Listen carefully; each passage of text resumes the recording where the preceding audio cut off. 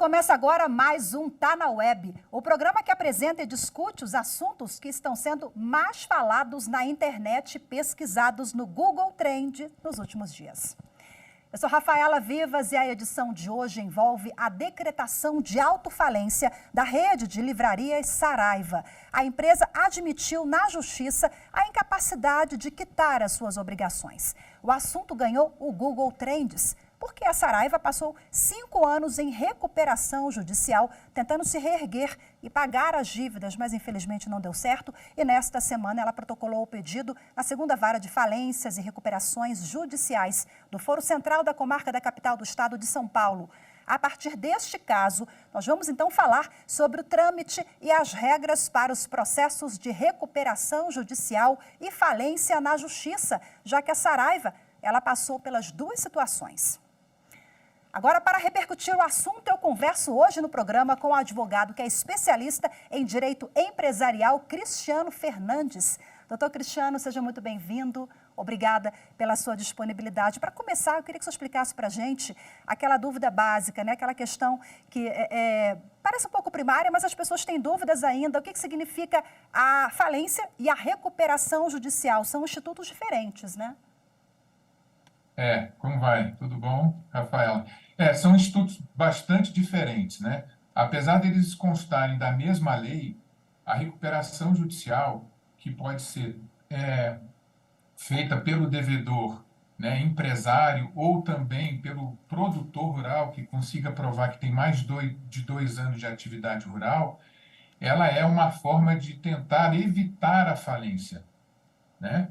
E nem sempre a recuperação judicial é uma fase da falência, como muitos acreditam, né? Então, a falência ela já é a extinção da pessoa jurídica, né? A extinção daquele negócio rural, por exemplo, quando há uma ficção jurídica de entender que aquele negócio não pode mais promover nenhum tipo de relação com consumidores, fornecedores, com o Estado, com empregados, e aí é como se fosse mesmo a morte da empresa, né? A recuperação não, a recuperação é como se fosse uma UTI, né? Vamos tentar fazer de tudo para salvar e não deixar aquele negócio morrer. E aí a empresa solicita ao Poder Judiciário a vara específica que cuida desse procedimento e o magistrado ali que vai avaliar se ela realmente tem condições de operar ainda o processo, e certamente ela precisa apresentar várias documentações, né? É verdade. A Lei 11.101 de 2005, ela prevê uma série de condições que o devedor precisa comprovar antes de pedir a sua recuperação. Lembrando que nós temos 2 tipos de recuperação no nosso país. A recuperação judicial, que é aquela tentativa em que é capitaneada pelo Poder Judiciário, pelo juiz, né? E o braço dele, o braço direito do juiz, que é o administrador judicial, e também temos a recuperação extrajudicial, que está prevista na mesma lei, né? Que não depende essencialmente do Poder Judiciário, mas principalmente dos credores que vão avaliar o plano de recuperação. Agora, doutor Cristiano, obrigatoriamente, antes da falência ou autofalência, a empresa precisa respeitar esse trâmite? O primeiro passo tem que ser obrigatoriamente a recuperação? Não, Rafaela. Na verdade, o que a lei prevê é que o pedido de falência ou de autofalência, que deve também seguir alguns pré-requisitos para ser protocolizado na Justiça, e aí sim a falência só se processa pelo Poder Judiciário, é necessário que haja o atendimento de condições como a insolvência, crise econômico-financeira que não pode ser mais superada e outros requisitos mais. A recuperação judicial é um processo diferente. Agora, a recuperação judicial que não pôde vir, que não teve sucesso, que não atingiu a preservação da empresa, pode gerar, sim, a falência, mas não como requisito da falência, né? Então, nós temos 2 formas em que a recuperação antecede a falência. A primeira, quando o próprio devedor não cumpre durante 2 anos, as suas obrigações que ele prometeu cumprir no plano de recuperação judicial, né, após a homologação do juiz. Se ele não cumprir, qualquer credor pode pedir a falência. Ou então, depois de tentar a homologação do plano, os credores, então, julgam que a empresa não deve se recuperar e os próprios credores, na recuperação judicial, pedem a falência. Opa, então ela tem ali 2 anos, né, para ficar inadimplente, ainda tem esse prazo, né? Agora, falando em tempo, esse caso da Saraiva chama atenção porque a empresa estava há 5 anos em recuperação judicial. A legislação, ela traça um prazo máximo? A empresa pode passar ali 1 década tentando se reerguer, por exemplo? A questão dos 2 anos, na verdade, é quando o plano dos credores, os credores aprovam o plano de recuperação. Esse plano é levado ao juiz e ao Ministério Público, que, se for o caso, aprovam esse plano de recuperação, e aí é dada uma sentença de homologação. Depois dessa sentença de homologação, começa a contar 2 anos em que o devedor é obrigado a cumprir o que foi prometido no plano. E se ele não cumprir, o juiz pode decretar, a pedido do credor, a falência imediata e automática do devedor. Se passar esses 2 anos de cumprimento de plano, o devedor até pode inadimplir o plano que ele prometeu cumprir, mas aí vai seguir o rito ordinário para tentar fazer uma falência de novo ou uma cobrança antecipada. Tá, Né? nesse caso, Agora, por favor, pode concluir o raciocínio, doutor Cristiano. Nesse caso, né, que a gente tem a recuperação judicial antecedendo a falência, é bom deixar claro que isso não é um pressuposto para a decretação da falência, mas tão somente a previsão de que a recuperação judicial não foi possível.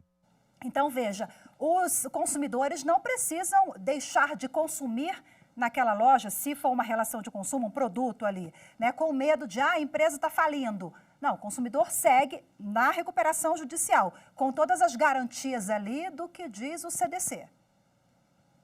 Sim, todas as legislações elas continuam sendo aplicadas.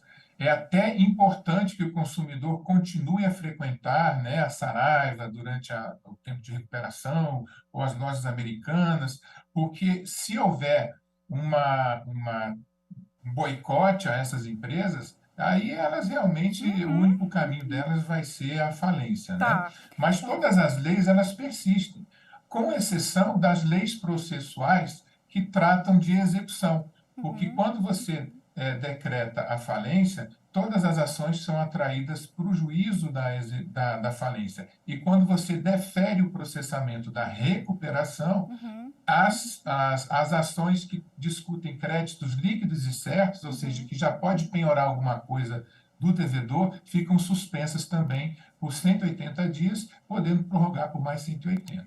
Agora, como ficam os acionistas nisso, hein, doutor Cristiano? A gente tem que lembrar, Rafaela, que acionista também é sócio, né? Apesar da empresa limitada ela ser bastante diferente da sociedade anônima, né? Ambas têm sócios. Na limitada é o sócio stricto sensu, na SA é o acionista, né? Inclusive, eles são os últimos a receberem crédito se houver alguma sobra de crédito a ser partilhada com os sócios. Mas Agora é uma situação bastante difícil. Situação difícil também para os credores. Qual é a ordem ali de pagamento? Quem tem preferência? A empresa não consegue se reerguer, como foi o caso agora da Saraiva, vai para a decretação de falência. Quem recebe primeiro? Trabalhadores estão ali no topo do ranking. Existe essa ordem?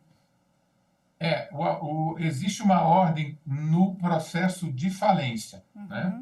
O processo de recuperação não há uma ordem, há apenas uma forma de tratamento que precisa ser respeitada, que é a igualdade entre os credores, né? Então, a igualdade ela precisa ser respeitada na recuperação, mas na falência não. Na falência, o que nós temos é uma classificação de credores e que receberão primeiro do que outros credores. Por exemplo, o credor trabalhista, que é o que mais necessita, que é o mais hipossuficiente, né, o mais fraco nessa relação, a lei previu que ele tem até 150 salários mínimos, caso ele tenha esse crédito ou um crédito maior, ele só vai receber até 150 salários mínimos.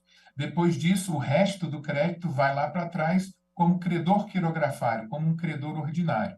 Depois desses 150 salários mínimos do trabalhador, vem o crédito tributário, né? Que aí há uma tentativa de se prevalecer o interesse da coletividade em detrimento do interesse público, ou em detrimento do interesse privado, né? E depois vem, então, os créditos quirografários, né, que são os créditos ordinários, e também os outros demais créditos que a lei prevê. E para decretar a autofalência, a própria empresa, ela pode agir assim de ofício, porque nesse caso da Saraiva, ela foi lá, bateu a porta do judiciário e falou, olha, não estou conseguindo mais honrar, né? É um processo mais burocrático?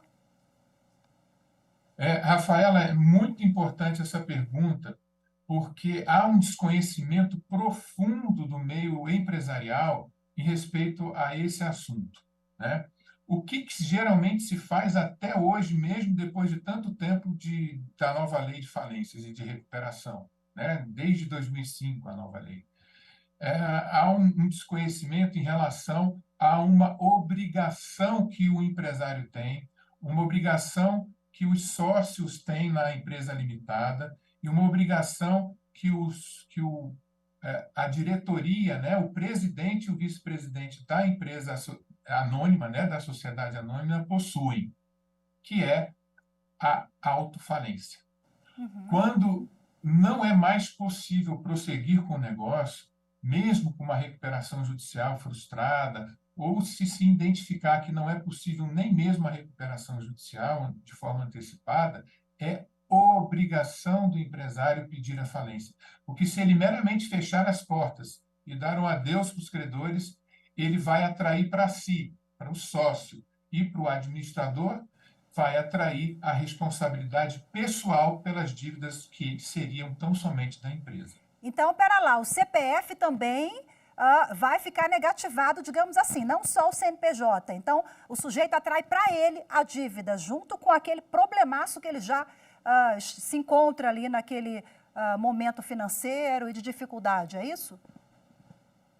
Exatamente. Tanto a CLT como o Código Tributário Nacional, o Código de Defesa do Consumidor e principalmente o artigo 50 do Código Civil têm previsões que permitem que o devedor, né, que comete uma fraude contra credor, uma fraude contra a execução, ou que descumpre o seu próprio contrato social, ou faz uma confusão patrimonial entre o patrimônio da empresa e o patrimônio dos sócios, pode haver a desconsideração da personalidade jurídica e atingir o CPF também dos sócios e dos administradores, né? Para evitar isso, numa situação em que a crise econômico-financeira é insuperável, ou seja, que volta para a falência, que aponta para a falência, o administrador e os sócios são obrigados a requerer a sua extinção, né, daquela pessoa jurídica, porque se não fizerem assim, persistirem ou com vergonha ou por preconceito de pedir a autofalência, eles então responderão com os seus CPFs também, caso haja uma desconsideração da personalidade jurídica com os pressupostos que a lei prevê dentro do processo de falência. Perfeito, eu vou pedir licença para o senhor agora, daqui a pouquinho a gente volta a conversar, porque agora eu quero repercutir uma outra questão muito sensível que envolve a decretação de falência da rede de livraria Saraiva. Bom, a rede, que chegou a contar com mais de 100 lojas abertas em todo o país, fecha as portas depois de 109 anos de história. E a livraria Saraiva não é a única grande livraria do país que fechou, viu, gente? A Cultura também encerrou as atividades recentemente. As falências dessas duas grandes redes são atribuídas por especialistas a problemas financeiros, claro, e a uma mudança no mercado editorial. Será que o brasileiro também anda lendo menos? Daí o impacto no mercado? Sobre isso, nós ouvimos o escritor, mestre em literatura e professor de jornalismo da Universidade de Brasília, Paulo Paniaggo. A relação do Brasil com livros nunca foi das melhores, né? Primeiro fechou a Cultura, agora fecha a Saraiva. Eu acho uma pena, lastimável, mas a gente precisa lidar com isso. Talvez seja um sintoma de que os modelos de negócio adotado não foi o melhor. Na verdade, eu acho que tem um problema cultural de fundo aí que a gente precisa começar a entender e processar também, que é o fato de que nós nunca fomos um país de muitos leitores. Uma pena, né? Então, talvez a gente precise aprender a ser leitor primeiro, para depois pensar em ter um grande número de livrarias. Minha esperança é que talvez as pequenas livrarias ocupem esse espaço e comecem a se abrir, em vez dos grandes modelos ainda maiores, como a Amazon, fiquem com tudo para si, né? Então, eu tenho a esperança de que as pequenas livrarias talvez possam representar um polo de atração para os leitores. Quem sabe isso modifica o modo como a gente se relaciona com os livros. É a minha esperança. Tomara, né? A gente fica na torcida. Agora, doutor Cristiano, para a gente encerrar a nossa conversa, eu gostaria das últimas considerações do senhor, para além do mercado editorial. A gente está vendo aí grandes redes, né? Lojas americanas, Marisa, enfim. O que está acontecendo? O consumidor está mudando a forma de consumir o e-commerce pós-pandemia, na avaliação do senhor? Há de fato uma constante alteração nas formas de consumir, nas formas de produzir e de trabalhar. Isso é uma consequência inevitável da evolução do pensamento, da evolução da tecnologia e da humanidade. Isso é bom, isso não é necessariamente ruim. O que nós precisamos é ter consciência de que mudanças que são dolorosas trazem também obrigações de adaptação, né? Então, todos nós, profissionais, trabalhadores, estudantes, governo, políticos, precisamos ter essa mentalidade. Mas eu gostaria de ressaltar, Rafaela, que em relação especificamente à Lei 11.101, que é a Lei de Recuperação e Falência, existe ainda um detalhe que continua sendo praticamente insuperável e que foi o que a gente chama de trava bancária, né? A trava bancária é um artigo da lei que proíbe que entre na recuperação judicial aqueles créditos que são garantidos com imóveis ou com qualquer outro tipo de garantia real, como carros ou mesmo cessão fiduciária de créditos, né? Isso é o que geralmente os bancos fazem, né? São créditos garantidos com essas garantias reais e que não entram na recuperação.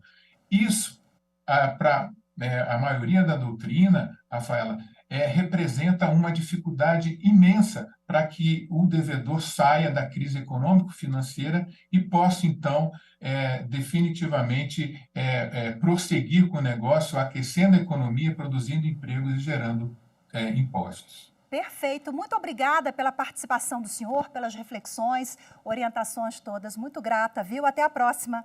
Tchau, tchau. Até a próxima. Tchau, tchau, Rafael. Agora a gente vai voltar para as telas e dar uma olhada em outros assuntos buscados no Google Trends nos últimos dias. Vamos lá dar uma olhada aqui. Médicos assassinados. Foram mais de 200 mil pesquisas, gente, porque os médicos ortopedistas foram mortos a tiros na madrugada da última quinta-feira, 5 de outubro, lá na Barra da Tijuca, no Rio de Janeiro.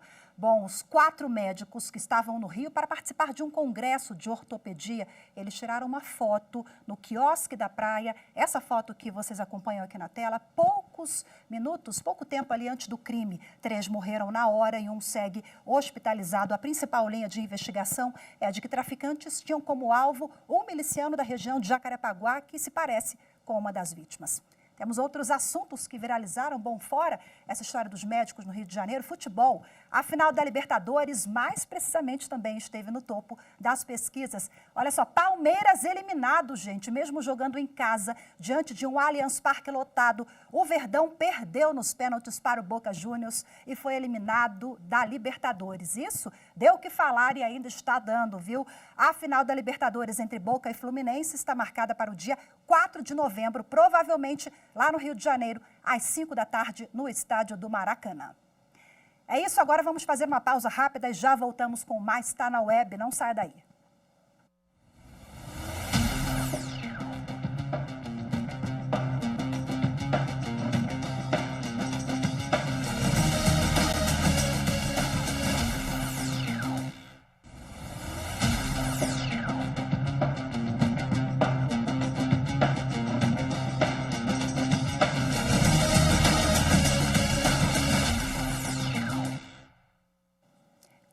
Web de volta agora para alertar sobre uma fake news a respeito da doação de órgãos. Um assunto muito sério que merece todo o nosso alerta. Vamos ver.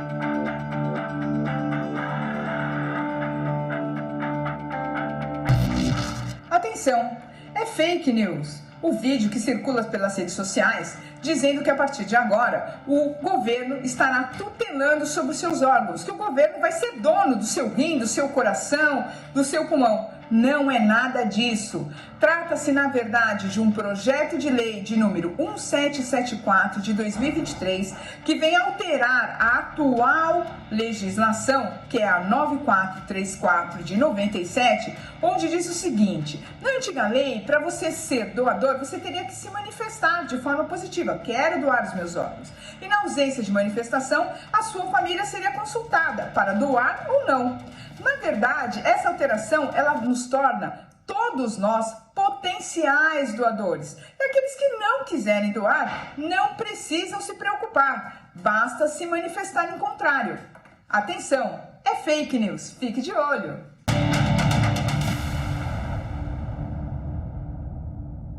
Agora vamos avançar no tema com a doutora em Ciências da Saúde pela Universidade de São Paulo, Marli Aparecida Sampaio. Seja muito bem-vinda, muito obrigada pela sua participação. Bom, a colega já esclareceu ali, é fake news, não tem nada disso. Inclusive, esse projeto traz uma modificação que, na avaliação da senhora, é uma boa para conscientizar ali a gente poder avançar na doação de órgãos do país? Oi, Rafaela. Olá a todos. Na realidade, nós temos um retrocesso nessa lei.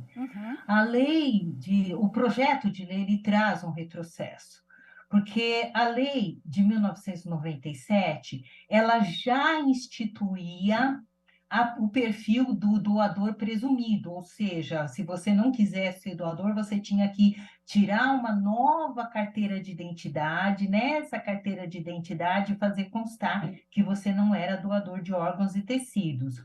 E o que aconteceu naquela época, em 1997? Afugentou as pessoas. As pessoas deixaram de ser doadores e todos correram para fazer novo documento de identidade e colocando que não eram doadores de órgãos e tecidos. Então, foi uma experiência péssima, essa da doação presumida, tanto que, em 2011, a lei é de 97, em 2011, teve necessidade de fazer uma alteração na lei para voltar para as mãos da família a questão a última palavra a respeito dos doadores. Então, isso não é uma novidade.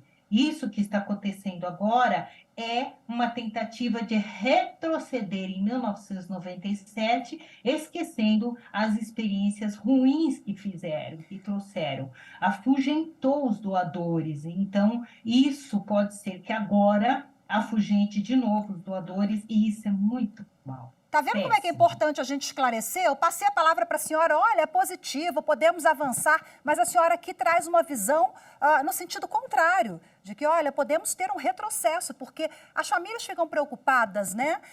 Em que momento ali os órgãos serão retirados, se autoriza ou não conhecem o procedimento, né? Então acaba afugentando as famílias.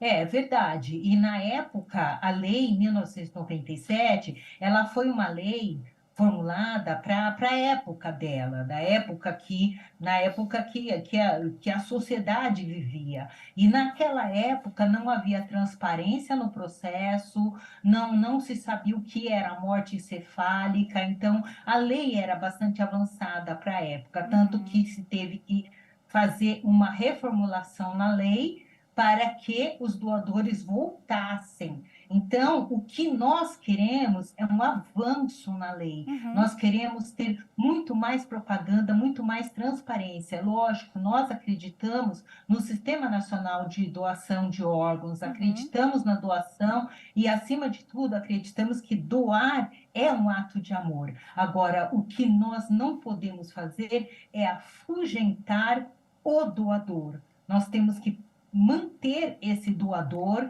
principalmente a pessoa que faz disso um voluntariado. Então, o Perfeito. que É nós temos que conscientizar, fazer né, é estimular. professora? É conscientizar a população, estimular, fazer campanhas, né? Aqui, o nosso tempo já está curto. Eu tenho uma questão sensível que eu queria finalizar aqui tratando com a senhora a respeito da PEC do plasma. A Comissão de Constituição e Justiça aprovou na última semana a PEC 1022, que versa sobre uma proposta, né, que permitiria a comercialização de sangue e derivados. Mais um retrocesso ou avanço? Como é que a senhora enxerga para fechar? Retrocesso total, porque imagine a pessoa que é doador, que ela sempre faz a doação de sangue. E a partir do momento que ela sabe que ela vai doar o sangue e aquele sangue dela vai ser comercializado, ela não vai mais. Então, o doador de qualidade não vai mais doar. O que nós vamos ter? Nós vamos ter o doador famélico, vamos ter aquelas pessoas que têm necessidade de doar e ela pode ocultar que ela tem que ela fez uma máscara, uma cicatriz, ela pode ocultar, por exemplo, né? E isso é muito ruim. Então, para nós, nosso sistema único de saúde, ele funciona muito bem em relação à doação de órgãos, em relação a transplante. 96% dos nossos das nossas doações de órgãos são realizadas pelo nosso Sistema Único de Saúde, e a fila única, ela garante acesso a todos, garante que todos, ricos e pobres, tenham acesso aos órgãos e tenham acesso ao plasma de qualidade. O que pode acontecer é que o plasma de qualidade pode ir para a exportação e o plasma de menor qualidade, ou seja, que pode acarretar problemas de saúde para a população, fique para os mais pobres. Então, pode haver aí uma distinção entre ricos e pobres, entre quem vai viver e quem vai morrer.